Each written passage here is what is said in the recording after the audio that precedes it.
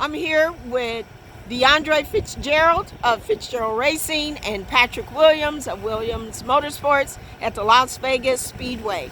So DeAndre, how were you and Patrick able to use the same car running different index classes? It was really pretty simple. We used my number we found on his throttle stop in order to figure out what 960 was, and just guesstimate how much we needed to slow it down and use my number for that. It was that easy. Cool. So Patrick, show us a little bit of the EDTS.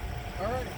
So one of the enabling technology of the Williams Motorsports exact dial throttle stop really is the simplicity of having the ability to know what the actual setting is. So you can actually see the numbers. So this number here is set up for DeAndre for his 960 class.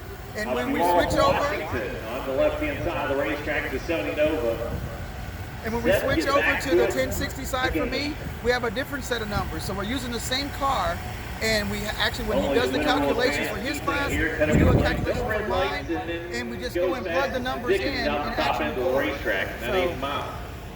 And it was able to successfully run both classes with the same car after I blew the motor up in my truck. Yeah, you were using 9,000 your index, and I was using 100th of my index, so it's perfect. Nice. And DeAndre, so how many index classes was that? That was 2 index classes, but I also had a third class where I had to run 960 cars.